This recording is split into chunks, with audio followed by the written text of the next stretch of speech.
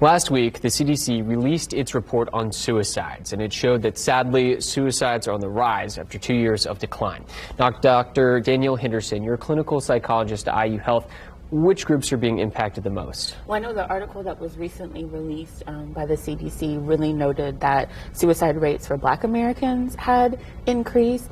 So that was what was really significant in that article. What's the reasoning? Why is that group getting hit harder than others? So I think people are still trying to figure that out, but we can kind of think about, Black Americans, like all Americans, have been impacted by socioeconomic concerns over the last several years, just general stress in life. But when you think particularly about Black Americans, thinking about racism, racial trauma, discrimination, those things all seem to have an impact on mental health right now. What are some of the warning signs that people can look out for in themselves, but also their loved ones? Sure. Well, I always like to point out, if you're noticing that you are not spending as much time with other people as maybe you would have, or as a friend, you're noticing, that person in the friend group doesn't seem to respond to messages like they used to, or they seem to find a reason to not come hang out or go to the social activity, those might be signs. If you're noticing maybe you're consuming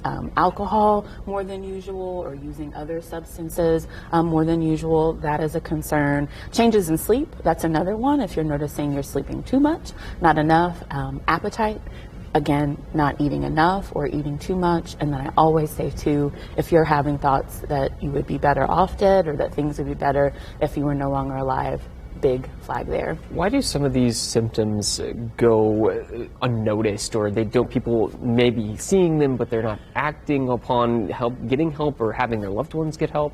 Well, I appreciate it's a tough conversation. I do this for my job, and so it's maybe easier in some ways than it is for other people, but it's really hard to share with someone the things that you're noticing. And, also too, some of these things are things that maybe we're not talking about, or we're not sharing. And so if someone's maybe not with us, for a great deal of time, they may not notice some of these things. So I think those are some reasons why it goes missed.